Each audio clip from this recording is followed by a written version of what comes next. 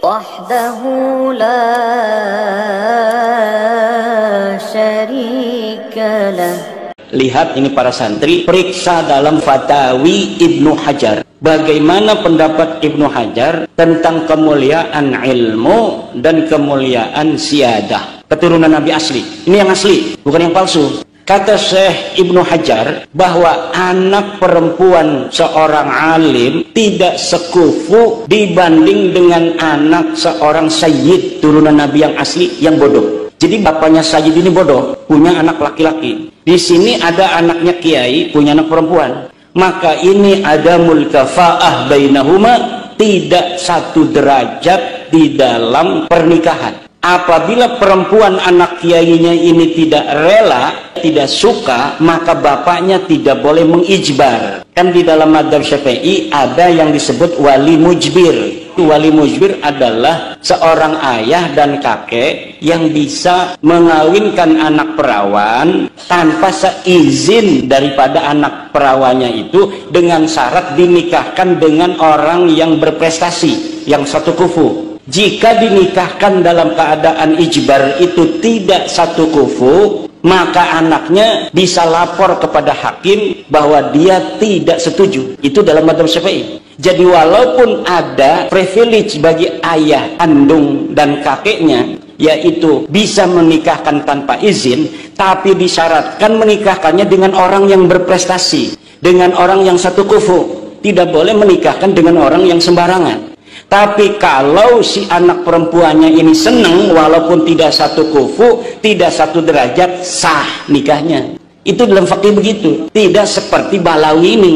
Kalau nikah katanya anak perempuan Ba'lawi dengan orang Purbalingga, maka orang Purbalingga dihitung berzina seumur hidup. Dia tidak akan dapat syafaat dari Nabi sampai dia mengembalikan keperawanannya si anak Habib itu. Nah ini tidak ada dalam ajaran Islam, hanya ditemukan dalam buku-buku Talmud kaum Yahudi. Dalam kitab-kitab Talmudnya kaum Yahudi ada ajaran semacam itu.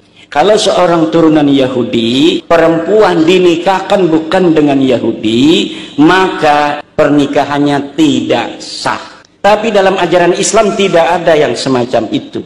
Lalu dia menggunakan ajarannya siapa? Menarik untuk kita kaji lebih dalam. Ternyata memang ada kemiripan antara prinsip dan tradisi pernikahan di kalangan Yahudi dan kalangan Ba'al. Dalam tradisi Yahudi Ortodok atau Yahudi Ashkenazi, mereka melarang anak perempuan mereka menikah dengan laki-laki di luar klan mereka dengan alasan demi menjaga darah atau menjaga keturunan. Persis dengan apa yang dilakukan oleh saudara-saudara kita di klan Ba'alwi. Mereka melarang anak-anak perempuan mereka dinikahi oleh laki-laki pihak lain. Malah mereka katakan ini berzina dan lain sebagainya. Bahkan mereka membangun klaim ini semua dalam rangka menjaga kemurnian darah atau keturunan nasab suci Rasulullah Shallallahu Alaihi Wasallam. Karena mereka memang mencangkukkan nasabnya kepada nasab mulia keturunan Nabi Shallallahu Alaihi Wasallam. Namun setidaknya ini merupakan petunjuk bagi kita untuk mengidentifikasi kalau mereka ini memang sama persis. Jadi menyukai pernikahan dalam lingkup klan sendiri atau kalangan kelompok mereka sendiri. Dan cenderung melarang menikah dengan pihak lain. Kemudian yang berikutnya, ini juga didasarkan kepada satu asumsi.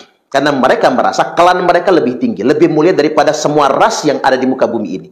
Dan itulah sebetulnya karakteristik dari ideologi keyakinan kaum Yahudi Ashkenazi. Kaum Yahudi Ashkenazi merasa mereka adalah manusia paling istimewa di muka bumi ini. Merasa paling diistimewakan oleh Tuhan.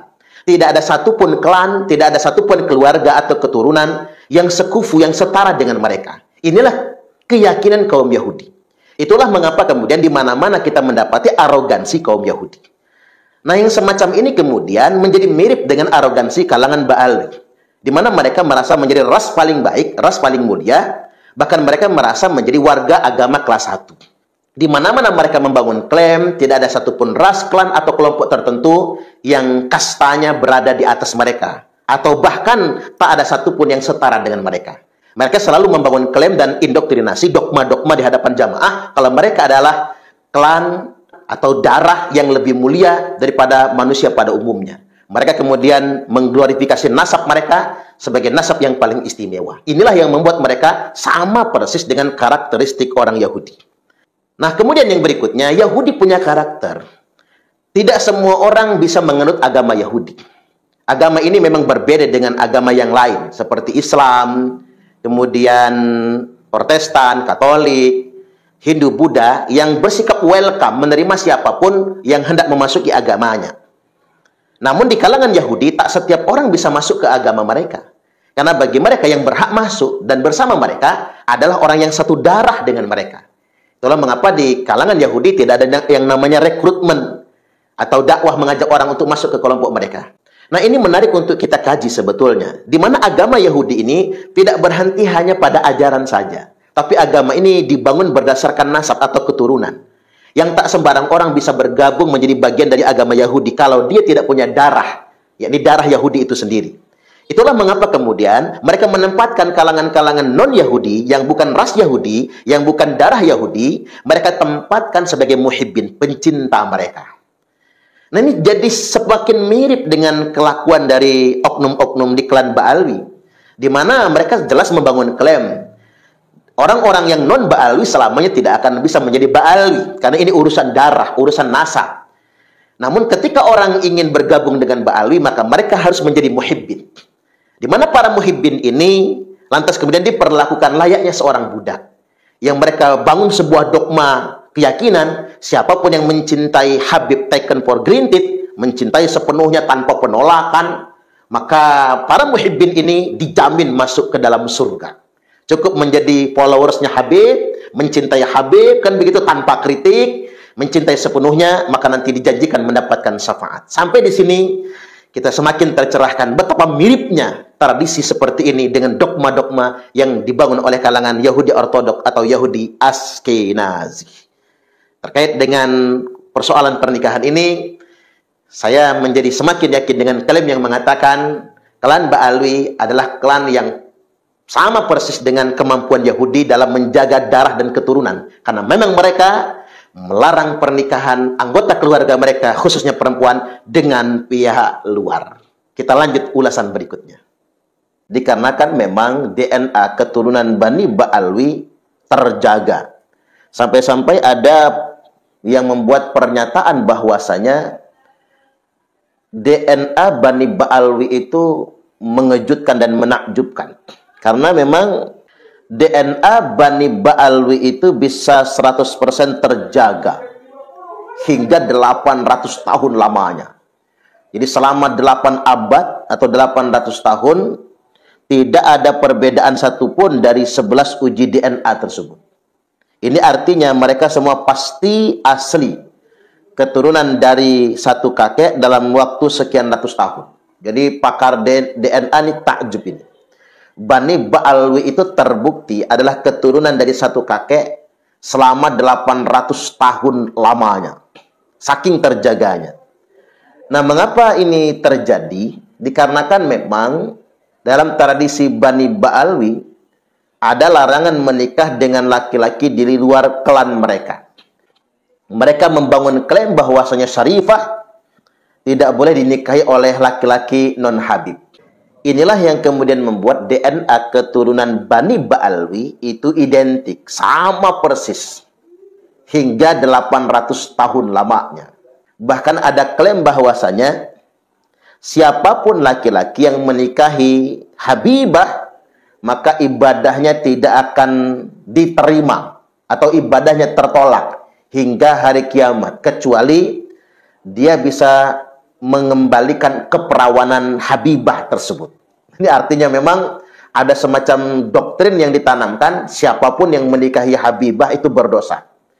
Bagaimanapun ketaatannya dalam beribadah, selamanya tidak akan diterima. Klaim ini, doktrin ini ditanamkan. Inilah yang membuat kemudian Bani Ba'alwi tidak akan menikahkan perempuan-perempuan mereka kepada non-Habib. Kita anggap bahwa keturunannya Nabi Muhammad ini cuma Habib saja, sedangkan Syarifah enggak. Sehingga kita berani kurang ajar dengan Syarifah, kita berani mengentengkan Syarifah, bahkan berani mengawini Syarifah. Al-Habib Said yang guru daripada Habib Hasan, beliau mengatakan seorang yang bukan habaib bukan daripada Bani Alawi menikahi Saripah yang darahnya bersambung dengan Nabi Muhammad SAW, sampai hari kiamat ibadahnya ditolak oleh Allah Subhanahu wa taala, terkecuali bisa mengembalikan keperawanan Saripah tersebut. Inilah yang membuat kemudian secara genetika klan ini akan terjaga gen keturunannya, karena memang terpelihara sedemikian rupa. Mereka betul-betul menjaga nasab silsilahnya. Nah, sekaligus dari hasil tes DNA Habib Agus Abu Bakar Arsal Al-Habsi yang haplogrupnya adalah G, ini sekaligus juga mengkonfirmasi kebenaran bahwasanya rata-rata dan semua klan Ba'alwi itu haplogrupnya adalah G, atau Y DNA-nya adalah G, DNA asal usulnya. Nah, terkait dengan G ini, kalau kita mengutip pernyataan ahli DNA, G ini bukanlah keturunan Nabi. Karena kalau keturunan Nabi, maka harus mengambil Y DNA dari jalur mulai dari Nabi Ibrahim, Nabi Ismail, kemudian sampai kepada Banu Abdi Manaf, Banu Abdul Muthalib, sampai kepada DNA Imam Ali karramallahu wajhah, di mana DNA asal usulnya keturunan ini J1. Maka para ahli DNA menyimpulkan setidak-tidaknya kalau mau sah sebagai keturunan Nabi secara ilmu genetika, haplogrup DNA-nya mesti J1. Kalau G berarti dia bukan keturunan Nabi. Saya ulangi, kalau Y DNA-nya G, maka sudah dipastikan dia bukan keturunan Nabi. Seperti yang diketahui oleh kita semua, termasuk oleh klan Ba'alwi, Y DNA mereka adalah G semua. Dan ini kalau kata ahli, terjaga selama 800 tahun lamanya. Tidak pernah berubah. Karena memang pola pernikahan yang memang terjaga sedemikian rupa. Nah, G itu apa? Kalau kita coba baca-baca tentang haplogrup G, sini Anda bisa klik di Wikipedia misalnya untuk mendapatkan informasi cepat. Wikipedia haplogrup G strip M201. Haplogrup G M201 adalah haplogrup kromosom Y manusia. Haplogrup ini merupakan salah satu dari dua cabang haplogrup induk GHIJK. Yang lainnya adalah HIJK. Nah, ini kode-kode yang sangat dimengerti oleh para ahli DNA. Cuman yang menarik di sini, kemudian dikutipkan tokoh-tokoh besar dunia yang memiliki haplogrup Y-DNA-nya itu G. Ya, ini di sini dikutipkan bahwasanya ada pria yang dikenal sebagai Otzi, yang jasadnya berasal dari milenium keempat sebelum Masehi. Lama banget ini ya. Ditemukan di perbatasan modern antara Austria dan Italia. Adalah anggota GL91. Kemudian banyak anggota dari apa yang disebutkan kekerabatan Bure, sebuah kelompok mirip klan yang menelusuri keturunannya dari seorang individu yang lahir di Swedia pada akhir abad ke-14 atau awal abad ke-15. Kemudian yang berikutnya Raja Richard III dari Inggris. Jadi Raja Inggris itu. Raja Richard III dari Inggris yang digali pada tahun 2012 adalah anggota G2. Kemudian Joseph Stalin lahir di Losep Bessarionis the Jugasvili, adalah menurut tes genetik pada salah satu cucunya Alexander Burdonsky, anggota haplogrup Y-DNA G2 seterusnya. Kemudian ada Al Capone. Al Capone adalah seorang gangster dan pengusaha Amerika yang menurut Jenny.com adalah anggota haplogrup Y-DNA G P303. Kemudian yang berikutnya Yuya. Yuya adalah salah satu kakek buyut dari pihak ibu Tutankhamun, yakni haplotype yang diprediksi adalah G2A berdasarkan profil Y STR kuno. Yuya menjabat sebagai penasihat utama bagi Amenhotep III. Amenhotep III itu nama dari Fir'aun, kalau orang Islam menyebutnya Fir'aun. Dan memegang jabatan seperti letnan raja. dan penguasa kuda, gelarnya bapak para dewa. Karena ini dukun tukang sihirnya Fir'aun, sekaligus mertuanya. Mungkin merujuk secara khusus kepada dirinya sebagai ayah mertua Amenhotep III, jadi mertuanya Fir'aun. Di kota asalnya Akhmin, Yuya adalah seorang Nabi Min, dewa utama di daerah tersebut, dan menjabat sebagai pengawas ternak bagi dewa ini. Selanjutnya Larry Bird. Larry Bird ini adalah seorang eksekutif basket profesional Amerika, mantan pelatih dan mantan pemain untuk Boston Celtics. Telah terbukti termasuk dalam haplogrup GZ6748 berdasarkan pengujian beberapa kerabat yang merupakan keturunan Thomas Bird di proyek haplogrup GL497Y-DNA. Sampai di sini kita semua tidak bisa mengatakan orang-orang yang punya Y-DNA haplogrup G itu bernasab kepada Rasulullah Sallallahu Alaihi Wasallam. Oke, terserah. Kemudian ketika G ini adalah DNA asalnya Yuya, andai kata pun hari ini orang-orang yang haplogrup DNA-nya adalah G, itu pun tidak jadi masalah bagi kita. Itu kan terkait dengan asal-usul DNA. Saya juga tidak bisa menampik kemungkinan, boleh jadi entah asal-usul saya dulu siapa. Jangan-jangan haplogrup saya juga G misalnya kan. Seandainya saya tes DNA. Tapi yang jelas hari ini secara ilmiah, berdasarkan ilmu genetika, ketika orang punya gen yang tidak sesuai dengan garis keturunan Bani Ibrahim atau Bani Ismail atau Bani Abdi Manaf, Bani Abdul Muthalib, sederhananya tidak sesuai dengan garis keturunan Nabiullah Muhammad Sallallahu Alaihi Wasallam, dia jangan sekali-kali mengaku sebagai dzurriyyat Nabi. Jangan menyambungkan nasabnya kepada nasab Rasulullah Sallallahu Alaihi Wasallam. Masalahnya ini sederhana sebetulnya terkait dengan klan Ba'alwi. Antum itu ngaku-ngaku sebagai cucu Nabi. Ini masalahnya. Dan pengakuan antum itu di berbagai macam ruang publik, di mana-mana. Dan bukan hanya berbicara di ruang publik sebagai Ani adalah cucu Rasulullah, dalam darah Ani mengalir darah Nabi, tapi juga kemudian jejak digitalnya bisa ditemukan di mana saja. Karena ini zaman modern, ada recordnya, ada rekamannya. Nah, tentunya memang adalah kewajiban kita semua sebagai sesama umat Islam untuk bertanya kembali, apa buktinya kalau antum itu adalah keturunan Nabi? Nggak boleh membiarkan begitu saja. Kembali seperti tes DNA yang telah dilakukan oleh Habib Agus Abu Bakar Arsal Al-Habsi, ini kan sebetulnya upaya mempertanyakan ulang, apakah saya bisa membangun klaim kalau saya ini keturunan Nabi? Maksudnya kan sedemikian rupa. Nah, mestinya anak-anak Ba'alwi hari ini pun bertanya kepada orang tuanya, ayah, abi, abah, kita ini bertahun-tahun lamanya diajari sebagai cucu Nabi. Tetapi bolehkah kita bertanya ulang, benarkah kita ini sebagai cucu Nabi? Ketika sudah ada hujah dan dalil berdasarkan kitab nasab tidak terbukti, kemudian berdasarkan tes DNA juga jauh tidak sesuai dengan DNA Nabi, maka dengan penuh mawas diri dan kesadaran wajib berhenti mengaku sebagai dzurriyyat Nabi. Dan kita sebagai sesama umat Islam punya tanggung jawab untuk menghentikan ini semua.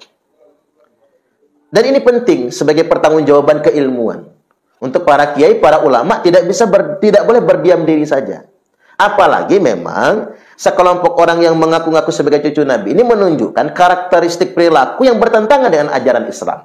Misalnya diantaranya satu, mereka merasa kastanya lebih tinggi daripada umat Islam pada umumnya. Ini fakta loh. Semua mereka itu kan merasa lebih tinggi derajatnya daripada kita semua. Kita nggak bisa berteman dengan orang yang merasa punya kelas, kasta, yang lebih istimewa daripada kita, nggak bisa. Ini kan bertentangan dengan ajaran Islam. Satu. Kemudian yang kedua, mereka sering menyebar cerita-cerita khurafat yang sama sekali tidak masuk akal dan melanggar syariat. Karena mengapa? Semua cerita khurafat ketika sudah mendobrak syariat itu merusak agama. Jadi nggak boleh kemudian dibangun dengan perspektif ma'rifat. Ma'rifat itu tidak juga bertentangan dengan syariat. Kemudian yang berikutnya, sebagian mereka suka mendawir, mengeksploitasi umat, minta-minta dan memperkaya diri, mengatasnamakan sebagai cucu Rasulullah Sallallahu Alaihi Wasallam. Kemudian yang keempat, mereka petantang-petenteng merasa menjadi majikan dan seperti preman. Tidak jarang kita melihat orang-orang kemudian dipersekusi dan kemudian dianiaya. Kita sangat ingin membalas kelakuan seperti ini. Tapi kemudian kita jadi melanggar hukum ketika kita membalas. Seakan-akan mereka ada di puncak kebenaran.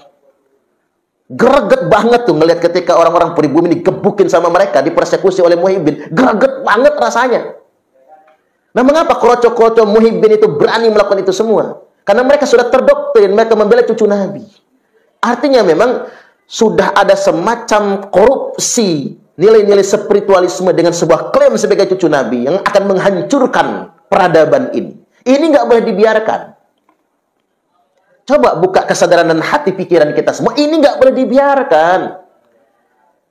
Jadi jangan sampai kemudian ketika ada kiai ulama yang mendobrak ini semua, lantas kemudian malah dinyinyir. Malah kemudian difitnah yang bukan-bukan. Justru sebetulnya inilah perjuangan yang sesungguhnya. Jadi sekali lagi, kita ingin membangun kesadaran bersama. Berangkat dari tes DNA sukarela Habib Agus Al-Habsyi, mudah-mudahan semua keturunan Bani Ba'alwi juga mau secara sukarela untuk tes DNA. Kita juga sama, kita tetap jadi saudara. Kita nggak boleh musuhan, kita tetap saudara. Bangsa Indonesia ini adalah bangsa yang ramah, welcome dengan pendatang. Orang Cina, etnis Cina datang ke Indonesia, pada akhirnya orang Cina menjadi bagian dari bangsa Indonesia. Orang Arab datang ke Indonesia jadi bagian bangsa Indonesia. Orang Hadramaut diangkut Belanda, diangkut VOC, berduyun-duyun datang ke Indonesia, ente pada akhirnya kita jadi saudara. Anda pun menjadi bagian dari bangsa Indonesia. Nggak ada yang kita tolak.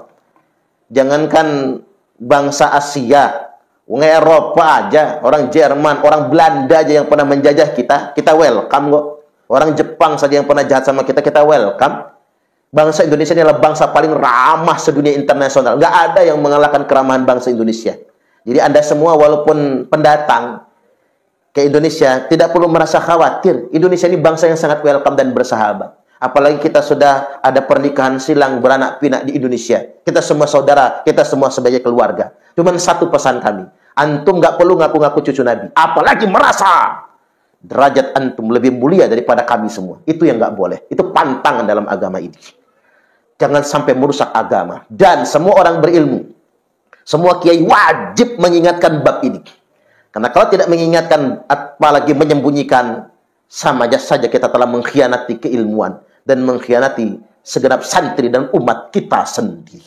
Mudah-mudahan bisa diambil hikmahnya. Sekali lagi, saya sangat sepakat dengan Kiai Idrus Ramli bahwasanya nasab Bani Ba'alwi adalah nasab yang paling terjaga di dunia internasional. Karena mereka melarang Habibah menikah dengan pihak luar, maka ahli DNA mengatakan selama 800 tahun lamanya DNA Bani Ba'alwi terjaga. Mereka berasal dari satu kakek dengan DNA Y, DNA-nya haplogrup G. Wallahul muwaffiq ila aqwamit thoriq. Wassalamualaikum warahmatullahi wabarakatuh.